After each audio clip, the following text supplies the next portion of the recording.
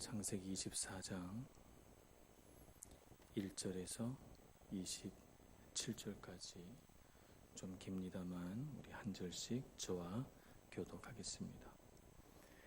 아브라함이 나이가 많아 늙었고 여호와께서 그에게 범사에 복을 주셨더라.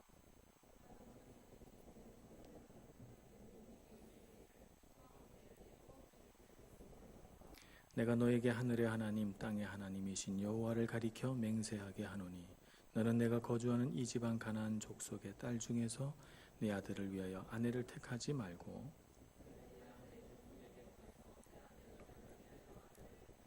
종이 이르되 여자가 나를 따라 이 땅으로 오려고 하지 아니하거든 내가 주인의 아들을 주인이 나오신 땅으로 인도하여 돌아가리이까.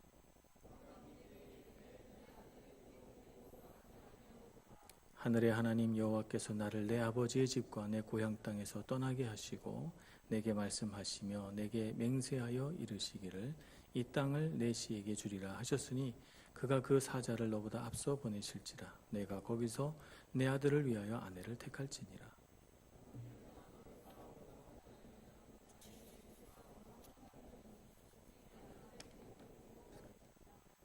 그 종이 이에 그의 주인 아브라함의 허벅지 아래에 손을 놓고 그 일에 대하여 그에게 맹세하였더라.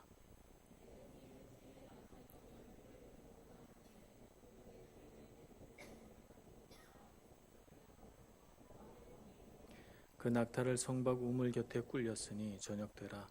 여인들이 물을 기르러 나올 때였더라.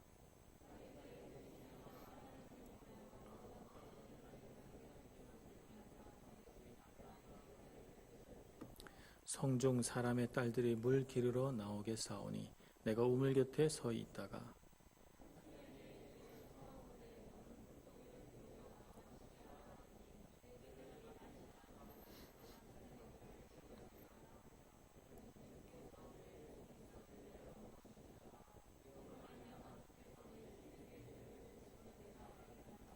말을 마치기도 전에 리브가가 물동이를 어깨에 메고 나오니 그는 아브라함의 동생 나홀의 아내 밀가의 아들 부두엘의 소생이라.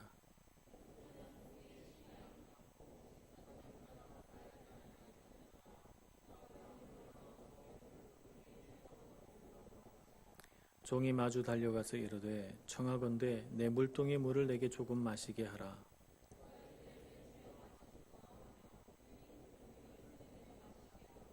마시게 하기를 다하고 이르되 당신의 낙타를 위하여서도 물을 길어 그것들도 배불리 마시게 하리이다 하고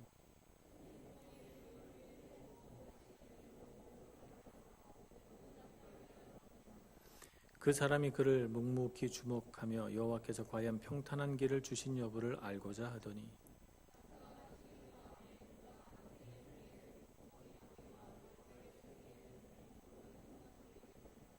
이르되 내가 누구의 딸이냐 청하건대 내게 말하라. 내 아버지의 집에 우리가 유숙할 곳이 있느냐.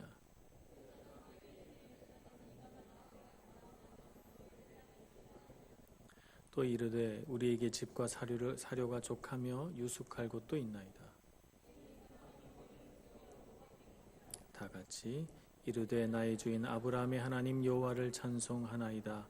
나의 주인에게 주의 사랑과 성실을 그치지 아니하였사오며 여호와께서 길에서 나를 인도하사 내 주인의 동생 집에 이르게 하셨나이다 하니라. 아멘. 아브라함이 나이가 많아서 이제 늙었고 자신이 더 나이 들기 전에 아들 이삭의 배필을 정해 놓아야 되겠다.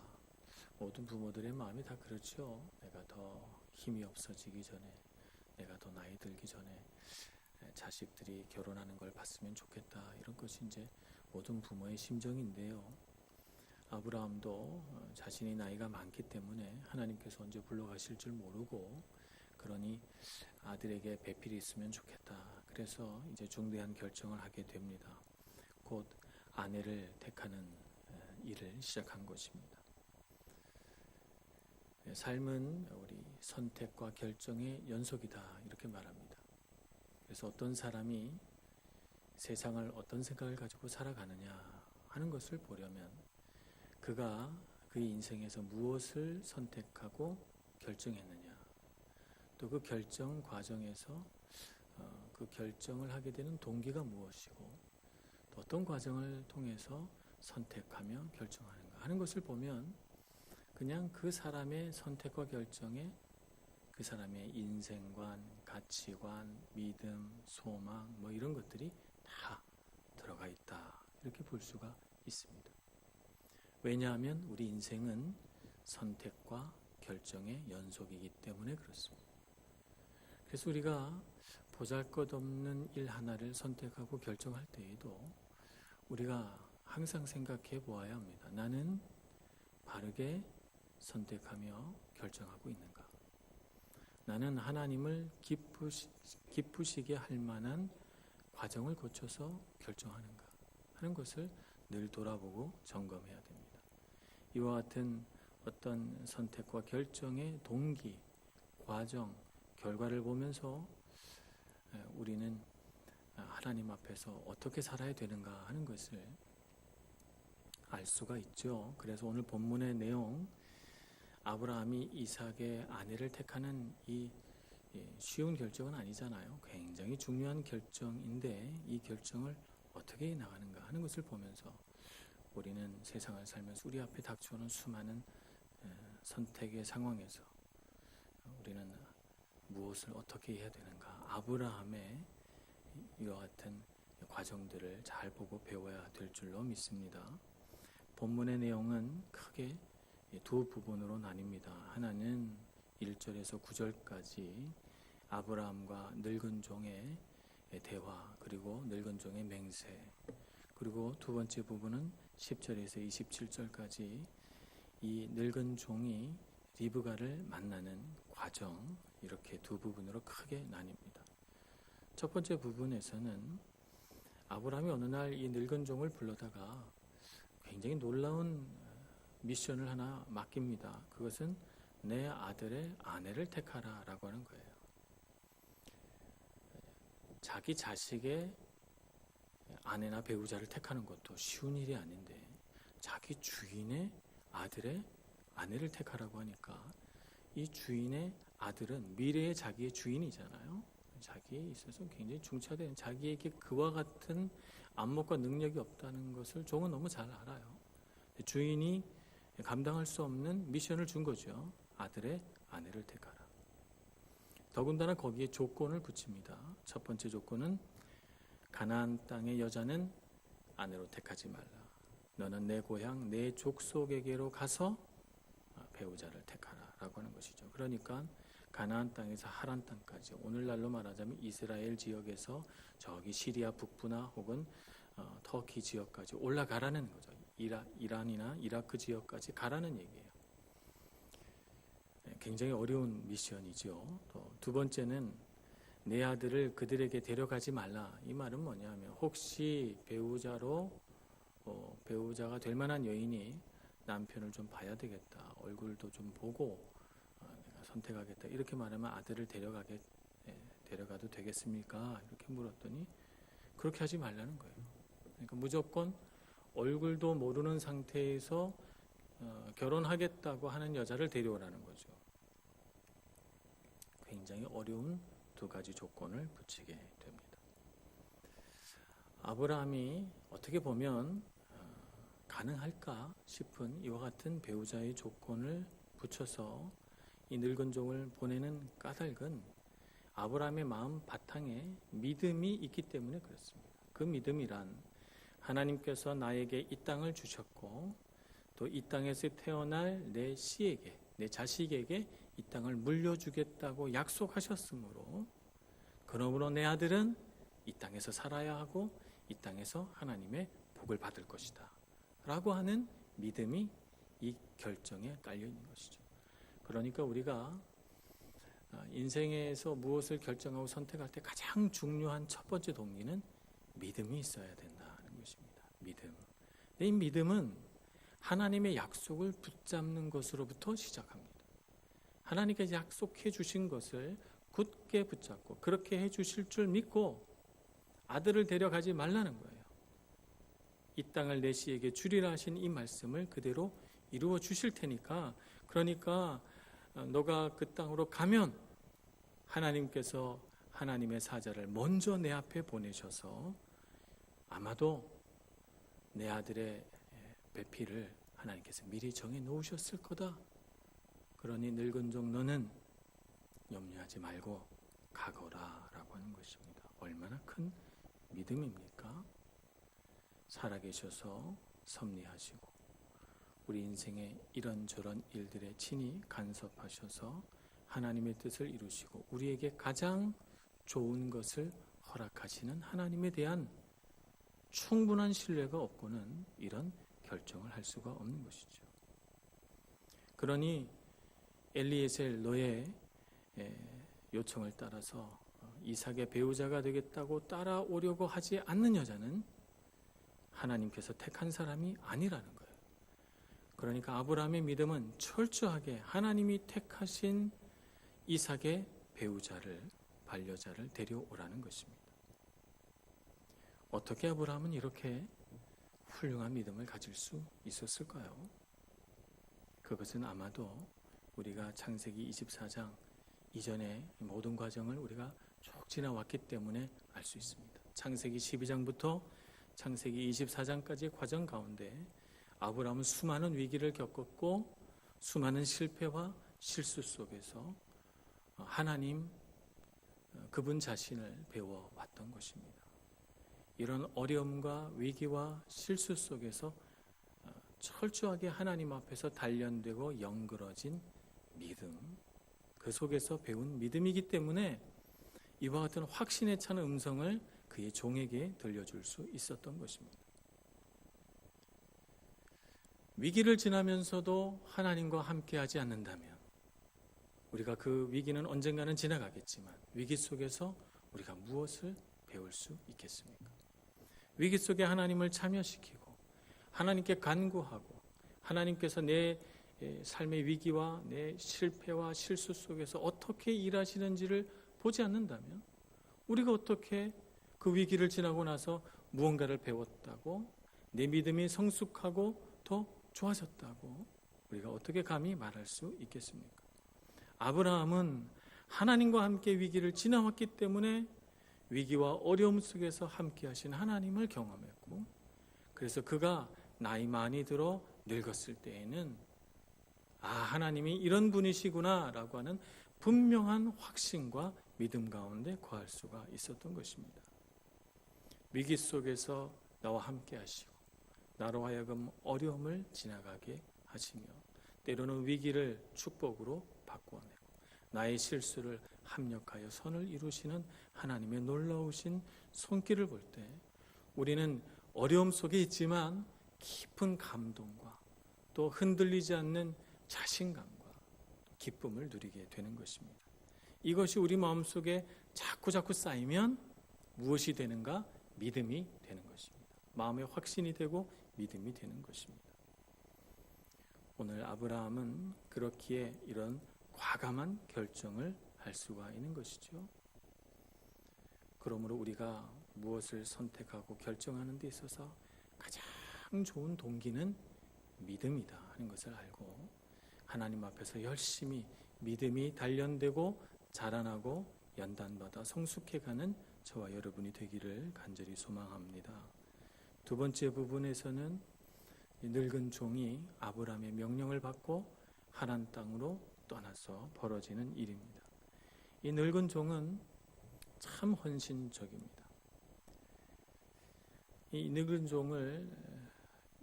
종이 누굴까? 창세기 15장에 나타나는 다메섹 사람 엘리에셀일 것이라고 추측을 합니다. 오늘 본문의 말씀에서는 이 종의 이름조차 언급이 안 돼서 누군지 알 수 없습니다만 그냥 많은 학자들은 엘리에셀일 것이다. 창세기 15장에서 나의 상속자는 내 종 엘리에셀이니이다 라고 하는 이 아브라함의 고백이 나오거든요. 하도 아들을 안 주시니까 그렇게 말하죠. 바로 그 종이 엘리에셀, 이 늙은 종이 아닐까 하는 것입니다. 그는 평생을 아브라함과 같이 동행했고 아브라함과 같이 늙었습니다. 그는 더구나 자신의 미래의 주인이 될 아들의 아내를 택하는 문제에 있어서 모든 결정권을 가지고 이제 하란 땅으로 떠나게 됩니다. 그는 주인이 정해준 조건, 그러니까 그 아내를 택하려고 하는 그 모든 조건의 테두리를 알고 있습니다.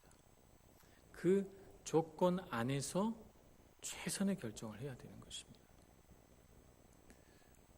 어떻게 보면 이건 너무 어려운 일이다 라고 생각할 수 있습니다.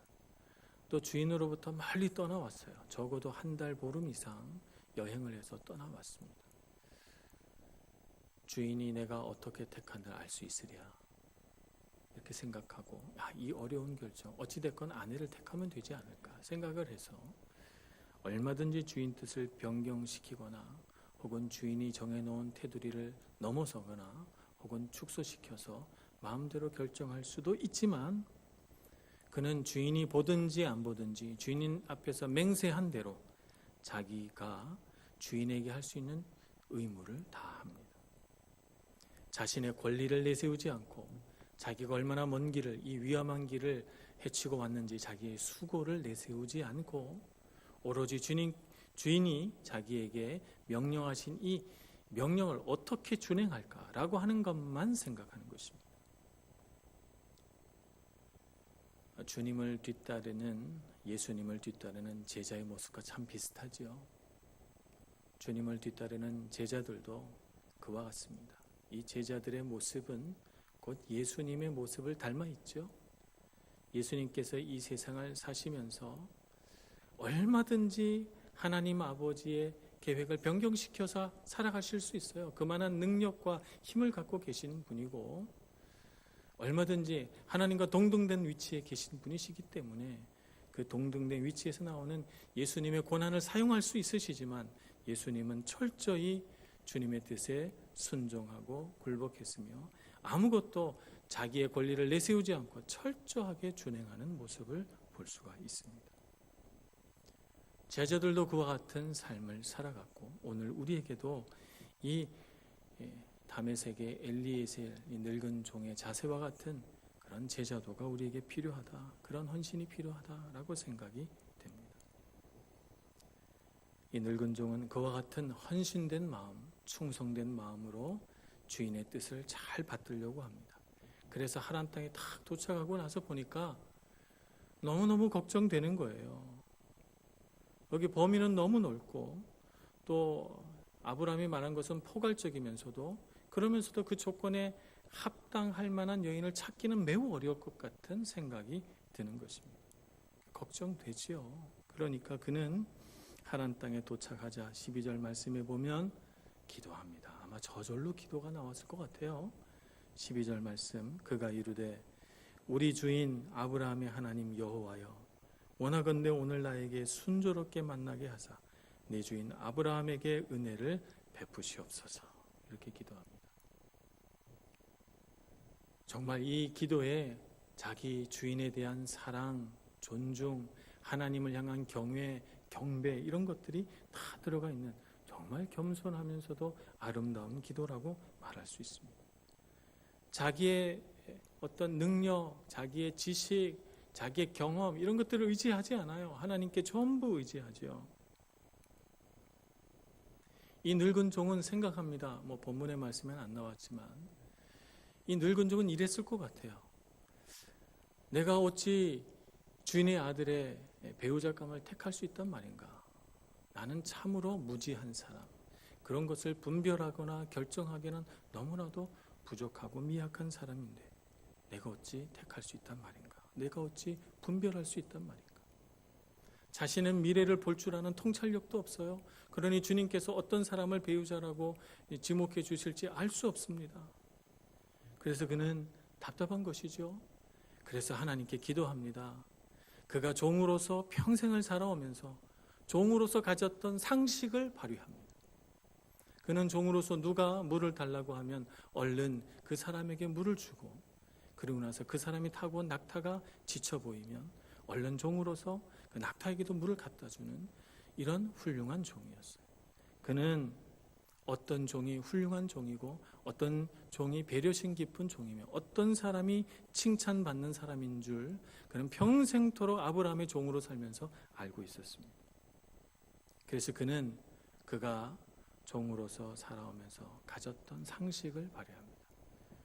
우물물에 물을 들어온 여인들 중에 내가 물을 달라 하면 나에게 물을 줄 뿐만 아니라 내가 끌고 낙타 10필에게도 물을 부어줄 줄 아는 그런 배려심과 아름다운 마음을 가진 사람을 하나님께서 주셨다고 생각해야 되겠다. 그래서 하나님께 먼저 아뢰죠. 이런 사람을 제가 하나님께서 주신 사람이라고 알 테니 제가 여기서 기다리겠습니다. 하나님께 기도합니다.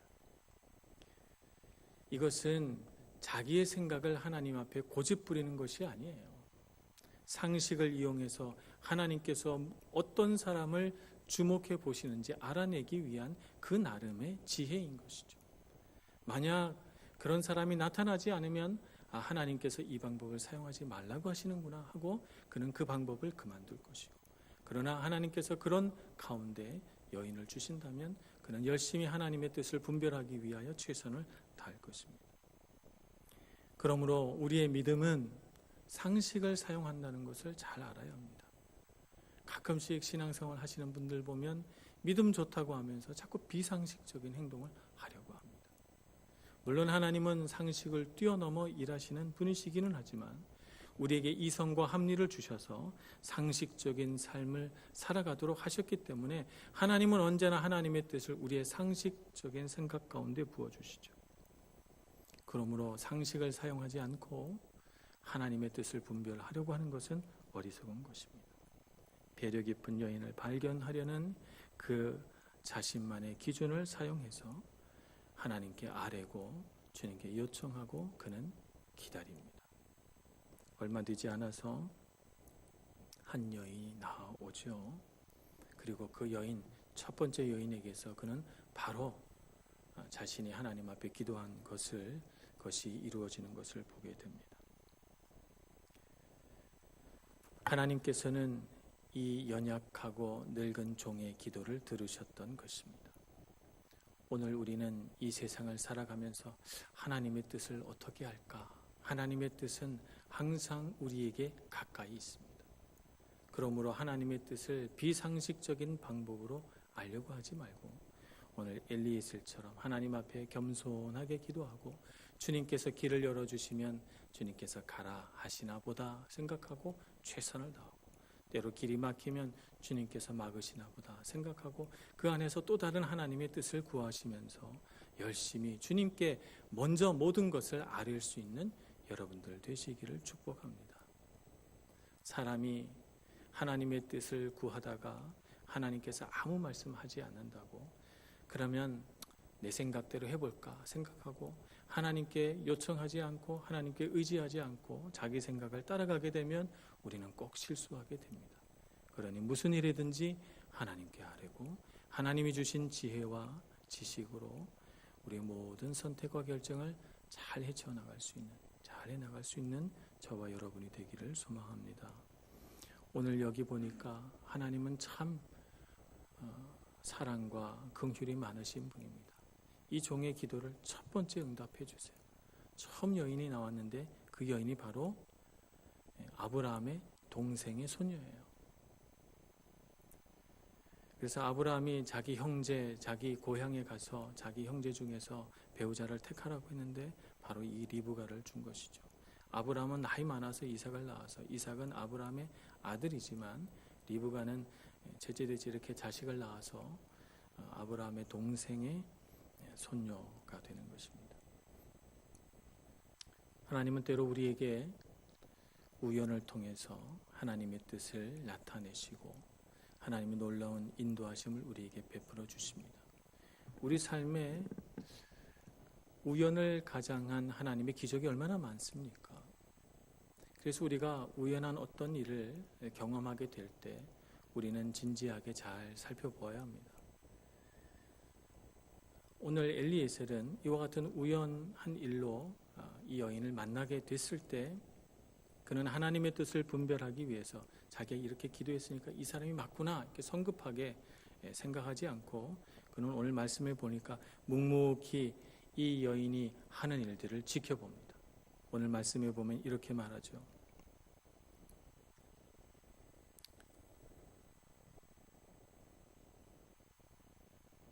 갑자기 말씀이 21절 말씀에 보면 그 사람이 그를 묵묵히 주목하여 여호와께서 과연 평탄할 길을 주신 여부를 알고자 하더니 이렇게 말합니다. 이 여인이 하는 일을 묵묵히 보면서 하나님의 뜻이 맞는가 아닌가 그 여부를 살펴보고 있는 것입니다. 하나님의 뜻을 분별하기 위한 이 종의 신중함을 보게 됩니다. 성급하게 내가 이렇게 기도했으니까 이게 맞겠지라고 성급하게 다가가지 않고 하나님의 뜻을 끝까지 신중하게 살펴보면서 이 여인의 입에서 아브라함의 동생의 손녀라고 하는 사실이 밝혀지자 그제서야 그는 하나님 앞에 머리를 숙여 경배하고 주님께 찬송을 올려드립니다. 하나님의 뜻이 맞구나 이렇게 생각한 것입니다. 하나님의 뜻은 이렇게 분별하며 우리가 어떤 선택과 결정은 이렇게 해 나가는 것입니다. 주님께서 우리 가운데 일하십니다. 분명 주님께서는 우리를 인도해 가시고 우리가 무엇을 하든지 우리 인생의 어떤 선택과 결정 가운데 하나님은 우리가 구할 때 반드시 선한 길을 베풀어 주십니다. 그러므로 우리가 어떤 일을 행하든지 간에 가장 먼저 주님께 아뢰일 줄 알고 믿음을 가지고 주님께서 선한 길을 주실 줄 믿고 기다리고 분별하고 또 주님께서 주신 것이 맞다고 생각할 때는 감사와 찬송으로 받으며 주님의 뜻을 이루어 나가는 우리가 되어야 할 줄로 믿습니다. 그러므로 오늘 저녁 우리 마음속에 여러 가지 것들이 번민하고 괴로운 일이 있다면 우리 오늘 주님 앞에 아뢰어야 될 것입니다. 아뢰고 이 엘리에셀과 같은 지혜를 주시옵소서. 아브라함과 같은 믿음을 주시옵소서. 구하셔서 하나님의 뜻대로 행하셔서 큰 은혜와 복을 얻으시는 저와 여러분 모두가 되기를 간절히 소원합니다. 기도하겠습니다. 자비로우신 하나님, 크신 은혜를 우리에게 베풀어 주시옵소서. 하나님께서 주신 은혜를 우리가 받아 누릴 수 있도록 하나님 우리에게 믿음을 주시기를 소망합니다. 작은 믿음 아니고 큰 믿음 주시고 주님께서 우리 삶 가운데 베풀어 주신 은혜를 기억함으로 주님의 약속을 붙들므로 우리의 믿음이 더욱더 자라나서 큰 믿음으로 아브라함과 같은 은혜와 복을 누리며 살게 하여 주옵소서. 예수님의 이름으로 기도합니다. 아멘.